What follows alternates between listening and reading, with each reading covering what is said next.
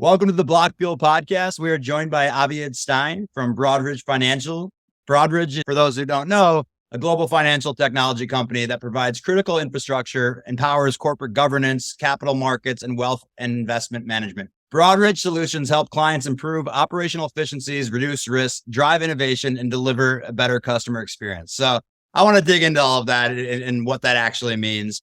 One thing I found fascinating, you guys are doing $10 trillion in settlements a day across the security markets, which is about 10 times the crypto market. And so given your role, I'd love to digest a little bit in terms of what you're doing in your day-to-day role as the global head of innovation over at Broadridge. And then talk a little bit more about what you're doing within the crypto space to get things started here. Yeah, definitely. First of all, thank you very much for having me. I'm really excited to be here and share everything we're doing within the space.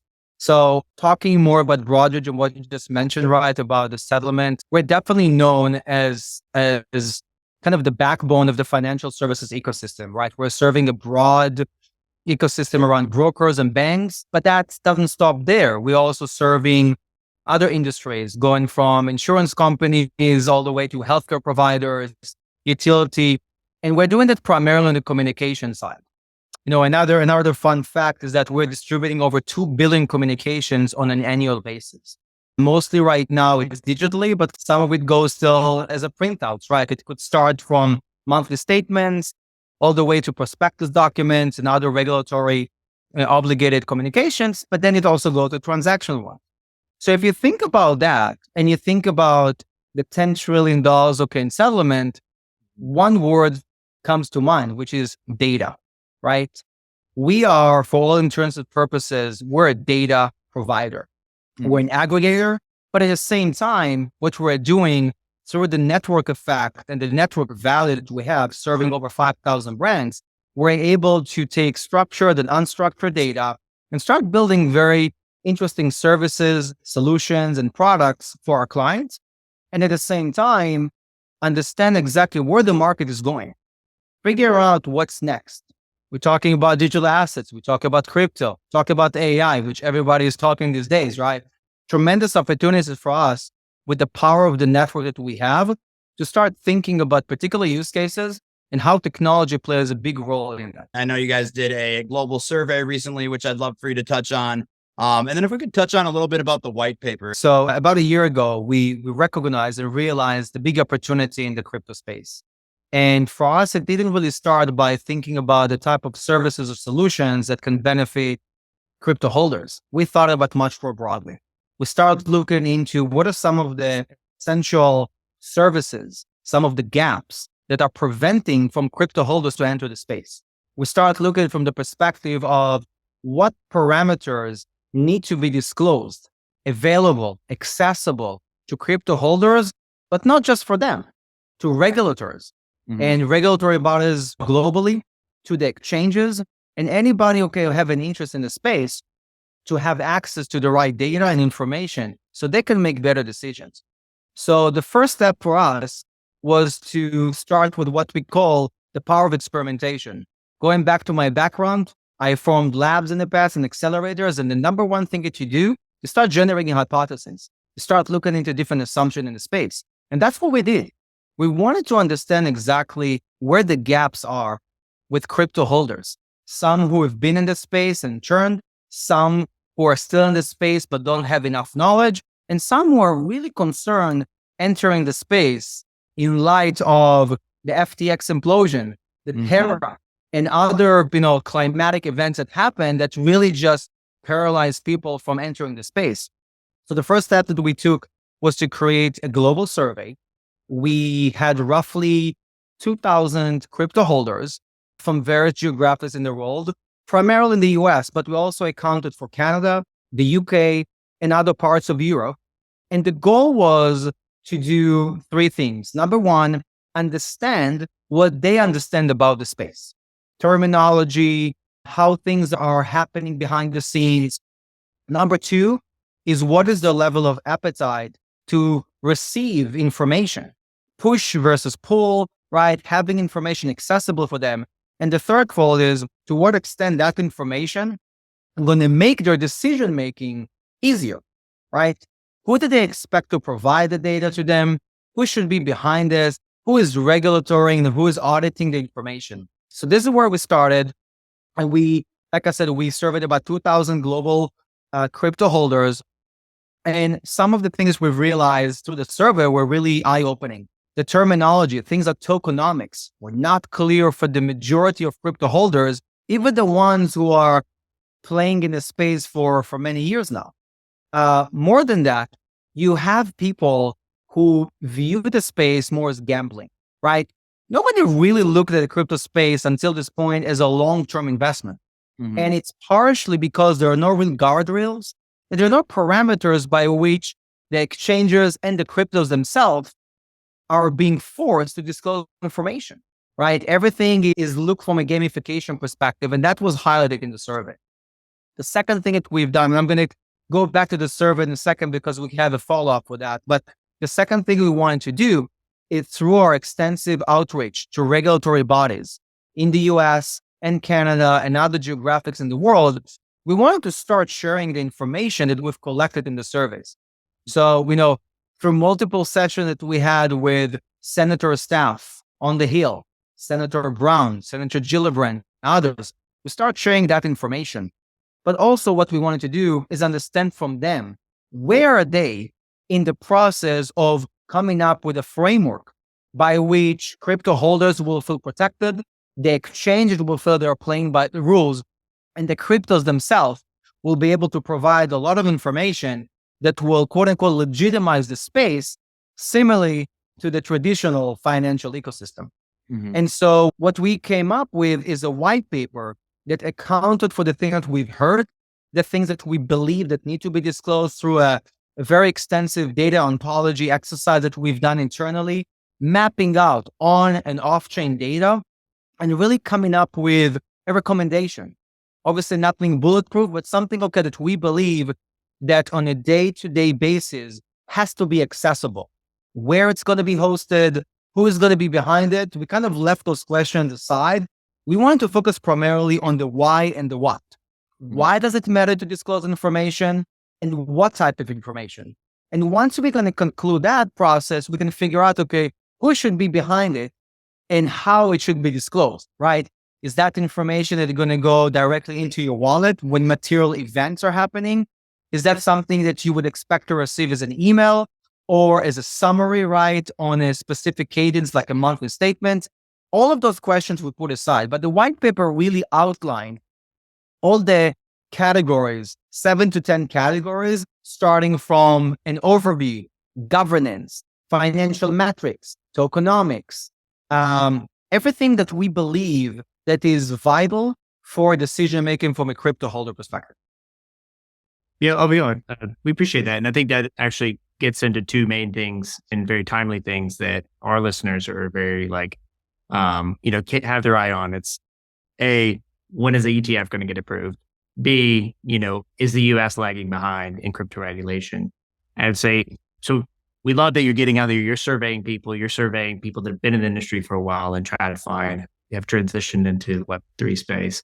What would you say are your kind of main takeaways and recommendations on those two pieces? And would you say that simply the whole disclosure element of not having the right information is causing the US to be lag behind or is delaying ETFs? Or do you think it's more of a politically driven decision-making process?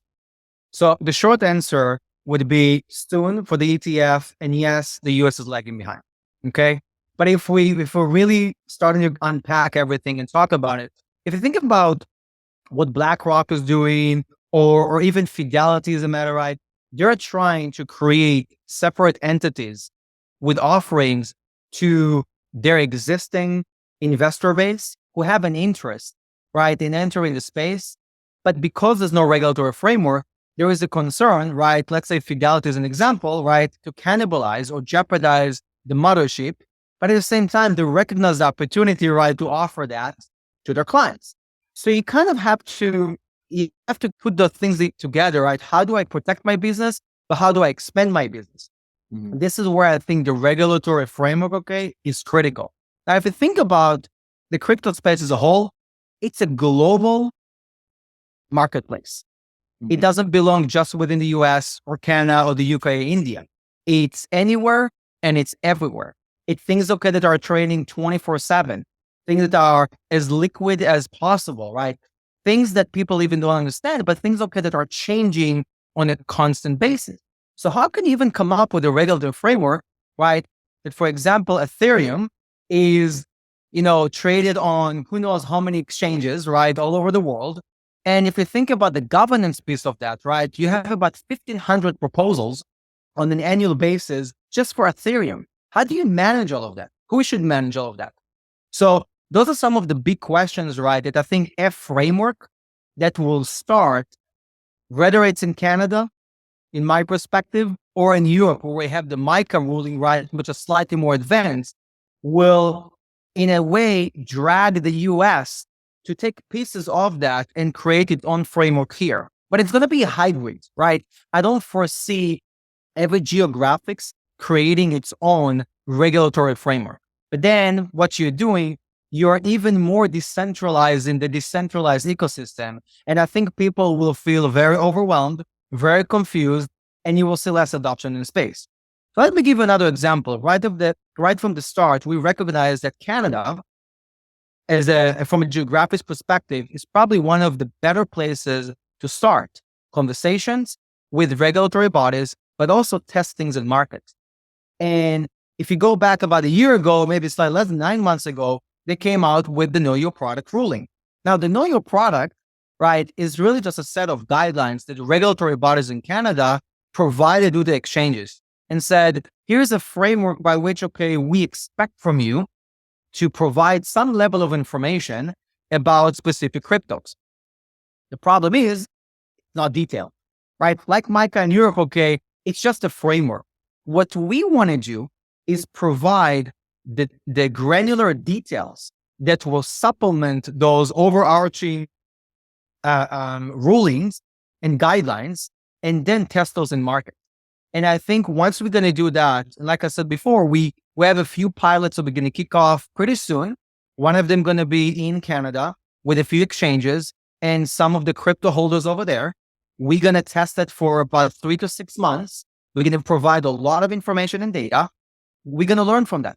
The goal would be to educate at the end of that pilot regulatory bodies across the world and specifically in the US, because the timeline for the regulatory framework in the US is probably within the next 6 to 12 months to get to a point, okay, where all the regulatory bodies, whether it's the SEC, the CFTC, will feel comfortable of what framework to put together. They need the data.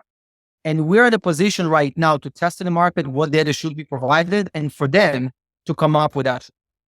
Right. And I think actually with the US, I hate to say this, but obviously we're going into an election season. And with that, a lot of stuff is going to continue to go very slow because they're just going to, other things obviously are going to take priority. And that kind of leads into the next item, which is more on the evolution of the digital asset market. And I have my own thoughts on this whole topic and where it's, where we are right now. When you look back over a year, 2 years, the crypto market has gotten beaten up pretty bad. And so that being said, like the last thing on tokenizing funds and then working with wealth management over here at Fusion IQ is you even mentioned crypto to most of them. And some of them, if they're very forward thinking, are very okay with it.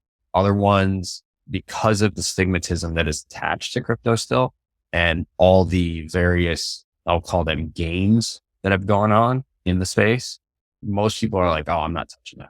But more and more, you're starting to see people say, okay, for example, a wealth manager says, I have a customer, they have all their money with me, but their son, who they gave X amount of dollars to, went and bought whatever crypto or, one of the crazy ones, let's just say.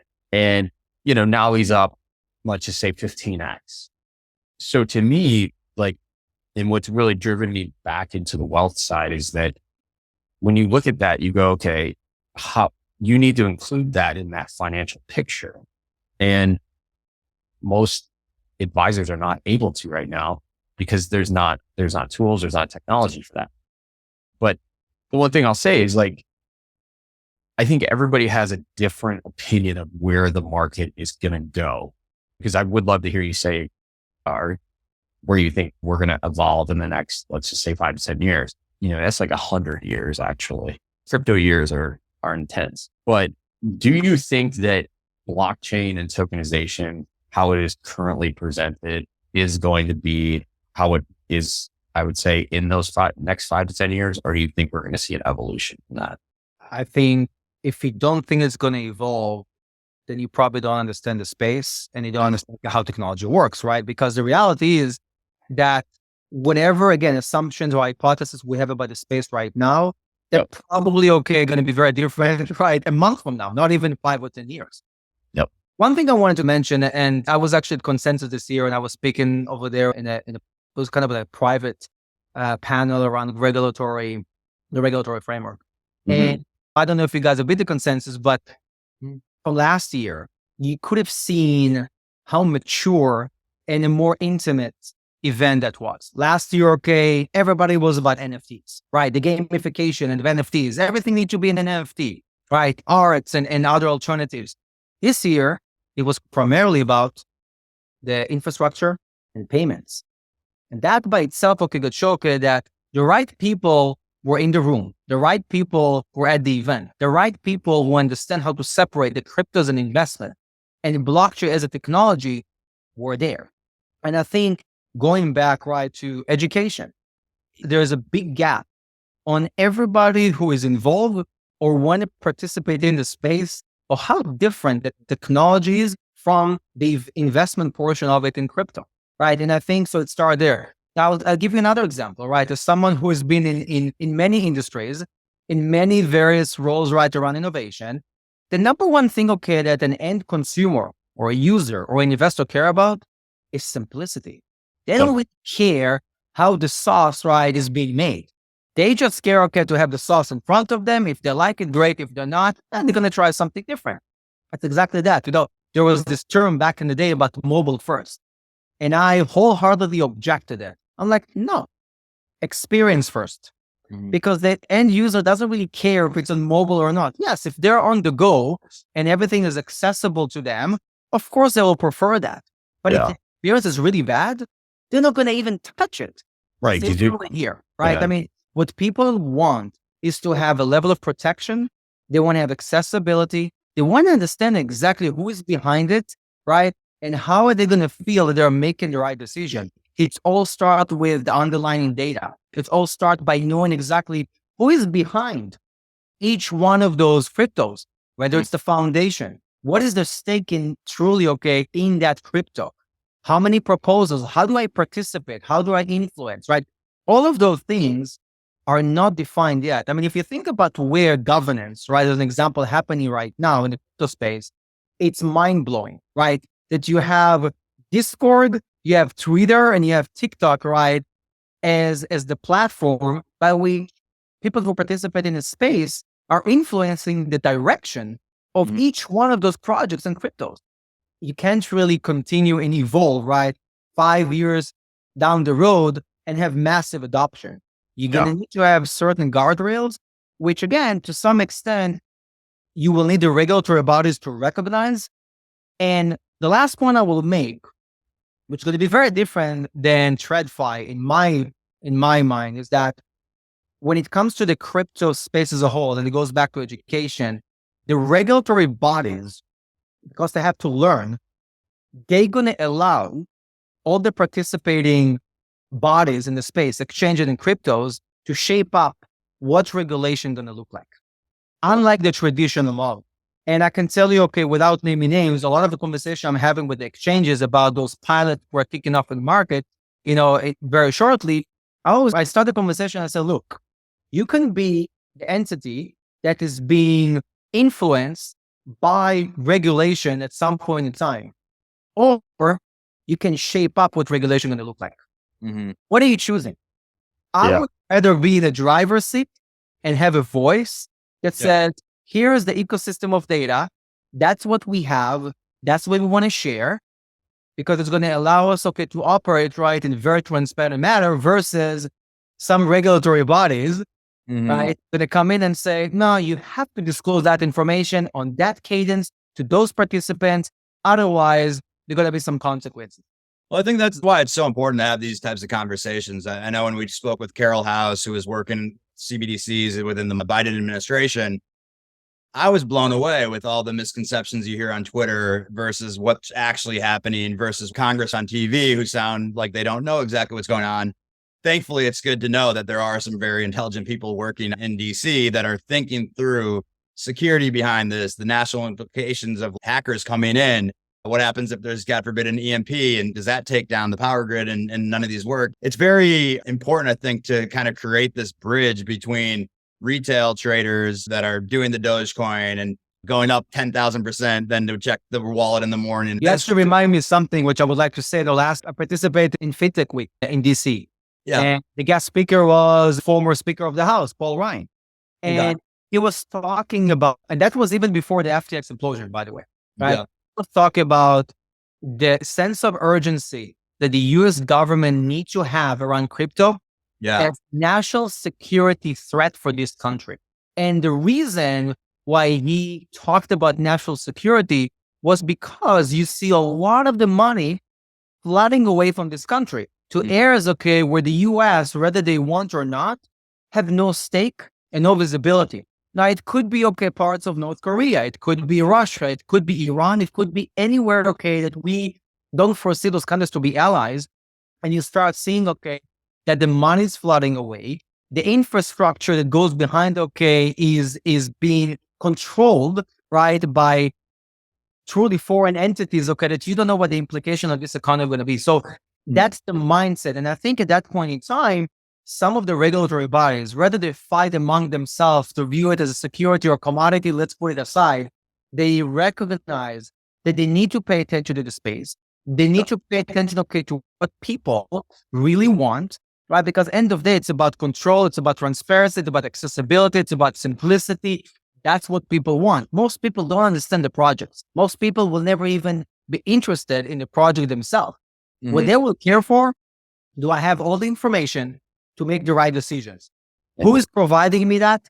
Who gave the stamp of approval, right? That data was verified, was validated, and that I'm insured, like my assets, right? That I'm trading right now with broker. Yeah, I think one thing that, makes this more tangible for more the retail side of our listeners is when you talk about disclosures and you talk about certain metrics that you're looking at that are verified and it's good data. What would you say is the polished turd or the dumpster fire of data metrics that you're seeing that Broadridge is coming in and cleaning up? Things like looking at NFT platforms and their total trade volume. Well, now it's starting to come out that a lot of that is wash trading. And you look at certain tokenomics of certain protocols and you see that there's the fully diluted value is massively different than what's shown on CoinMarketCap. And so these are a lot of things that the retail traders have been burned by. And they're trying to figure it out. And professionals like yourself coming in and cleaning that up and educating is super helpful, for retail traders. What are some of the things that you've seen or the worst that you've seen and where Broadridge is really focused on providing good data? So I think that's the million or the $1 trillion question, because the reality that it's all about the verification and the validation of the data, right? And without that, it's just data, right? That you can't really trust, that you can make decisions on. So we are doing a lot of things that, unfortunately, I can't really, in the spirit of disclosure, I can't really disclose that, what we're doing behind the scenes. But we're taking some really interesting strategic steps right now where we're taking the underlying data, whether it's provided to us or whether it's available on chain or off chain that we have access to, and we're, to your point, cleaning it up. We're trying to standardize, right? So you have different type of assets. Each one of those is going to have a data set that will be standardized, that's going to have to be looked at, going to have to be verified and validated. And then you're going to have an audit, right, on that, on a specific cadence. It could be on a monthly, quarterly, annual basis, whatever. But we're putting right now the entire framework, not just for what information need to be disclosed, but who are those entities that need to be involved. To us, pretty much everything that we're doing, and we're kind of going back to the whole network effect, it's about the consortium. We're going to need to have full participation from everybody involved in the space to get from a point that the crypto holders themselves, the exchanges, the cryptos, the regulatory bodies, data providers, technology companies, right? Analytic providers, all of them feel that they can enter the space safely. And then they can start thinking about what type of services and solutions they can build on top of that. That's what we're doing. We're putting together all those pieces. Now, again, we're well positioned to do that because we're doing it in a massive and a tremendous, right, volume already for the TradFi. And so we're leveraging all the connections, all the credibility that we've gained over the years to do it here as well. Yeah, I think there's some things that I think I was one, like, so Broadridge, obviously back office, it's one of your bread and butter pieces. That being said, though, like a lot of the legacy systems that the banks, the broker dealers, exchanges are operating, those weren't made for 24/7 trading.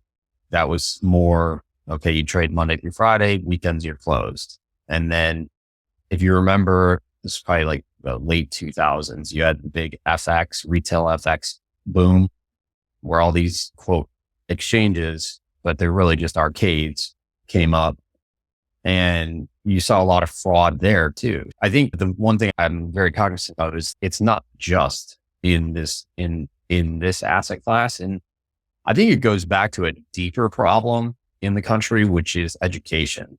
And there is a serious lack of education on finance. When I was in school, high school, I took one class on consumer ed. That was 97. And so now kids, you say like a checkbook or something like that. Like they're like, the heck's a checkbook?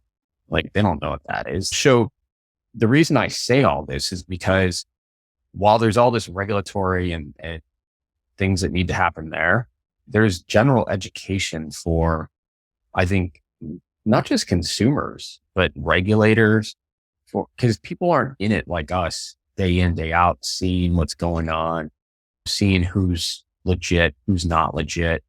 A firm like Broadridge, obviously you guys, you run a large portion of the market, both on the front and back end, but it's interesting to hear your perspectives here. And I think the one thing I'm not going to throw in, because we can go down a massive rabbit hole, but it's like the AI, as that comes into this, things are going to get real interesting, I think. So I would say 2 points there. First of all, I 100% agree with you. And I talked about before about the education portion, right? Education of the most basic and simplistic terminology in the space is, and this is kind of like crypto 101, right? And everybody needs to have that before you even enter the space, before what your rights are, before, okay, if it's safe or not, before if it's, how is that even compared, right, to the traditional ecosystem as a whole? Right. So I'll kind of give you a spoiler alert, right? Part of what we're putting together as part of our pilot is kind of a global glossary. And that global glossary is not just about the term or the description, right, of what tokens in circulation mean, but it takes it even deeper into why should you matter to see that? And then you take it even deeper. How is that relates or similar to something within a traditional model, right? If you have those 3 layers, that's real education, because the description by itself may say or may not anything to me. But if I know how to relate that, right, to something that I'm already doing in a traditional financial ecosystem, and even more so, why should I matter about that? Then you give the full picture. So those are things that we're doing. The second thing that I would say is, if you think about disclosures as a whole, right? People are looking at disclosure as a very stale thing. Okay, I'm getting right now this piece of information, this document, okay, that outline all of my rights, right? Disclaimers, Here's very different. This is not necessarily a document. This is about data. That's about accessing the right data at the right time, where you need, okay, to have the right information. And then the last thing I would say is about AI, because I actually want to talk about that. AI is talked about so much for so many use cases. I would say that 90% of the use cases that AI is being talked on today is irrelevant and it's not sustainable. But there are different aspects of AI that 100% going to be relevant for this particular ecosystem. Now you think about the terminology, you talk about the description, you talk about the terms, you talk about everything. If an AI tool can support and supplement in giving more information, it could be use cases, could be examples, right? It could be historical data, whatever it is, definitely leverage AI. But again, the AI tool has to be credible enough to support that, right? So that's, again, the rabbit hole goes about the technology around and who's behind it. But generally speaking, AI is a tool that we're going to provide a lot of the relevant content, a fraction of the time that you will have to go and search or ask your financial advisor, or you by yourself have to go and access it. So I think you're going to see a lot of the technologies merging together, and it's going to benefit the end consumer, not necessarily just from an investment perspective. We can talk a lot about how do you take that into different industries. Talk about health records, talk about other things, that the data and the content that is being produced by the data has to be as accessible, simplified, credible as it gets. I mean, that's the most powerful thing, honestly, like Broadridge being at the center. I mean, the amount of data coming in that you guys have and the power of that data. I mean, we're irregardless of the asset class. I mean, because you have so many asset classes that you're covering. But, I think if people look back historically let's go look at mutual funds. Mutual funds came around. I mean, they've been around since the 1920s, but they really didn't gain traction until the 90s, and they went nuts. It was a huge market. Everybody was buying them. And then they realized, there was a lot of fraud and things that happened that, weren't good.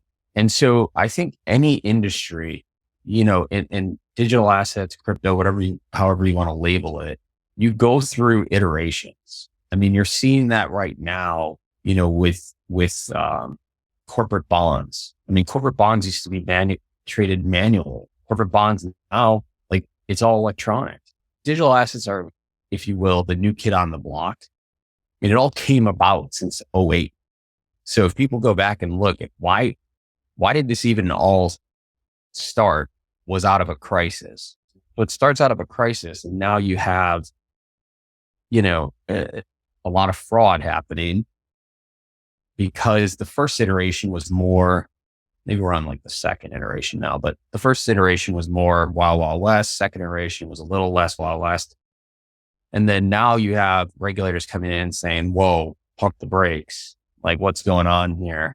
We need to really hunker down and stop what's going on. But that stifles innovation. You're going to have this type of stuff happen in every asset class. There's bad actors in everything. So I think that's also a good question for you is how are you guys handling and addressing the regulatory side? Because I'll say it like this. I watched this morning, I was watching that senator talk to Gary Gensler. Kind of feel bad for Gary, I got to admit, because he kind of got stiff armed by the senator. But at the same time, it's are you going to approve the ETF? Well, yes or no, type thing. I mean, that's what I think that everybody wants is more clarity, not this wishy-washy. They want to know, okay, why won't you approve it? You said because there's not enough monitoring. Okay, so they went out and got that. Now what? And I think to the point of about the economy, the amount of growth you get from continuing this innovation outweighs the bad things that have happened in the past, in my opinion. But I would say this, first of all, I'm a true believer, not just because it's what I live and breathe, that you can't stop innovation. Innovation always finds its way to make an impact on people's life, right? One way or the other, right? You block the window, you're going to come from the door. You block the door, you're going to come from the window, and so forth. So innovation will never be stopped. Now, you have different people with different perspectives and opinions of how to drive innovation, how to implement innovation, and doing it right in a structured way. And that's up for debate. I can tell you, from a lot of conversation with SEC, whether it's former or current SEC exec, that even within the SEC, there are multiple opinions. And each one of them is very, very different, right, about what needs to be done. But I think one thing is very clear. It will happen. It's more about damage control, right, between now to the moment that regulatory bodies will recognize the need to protect everybody who's involved in the space. The second thing I want to talk about is we haven't really touched about, which is kind of the traditional, right, ecosystem. Mm-hmm. Right now, we're defining what the digital asset as a whole ecosystem is going to look like. We're going to set the bar pretty high.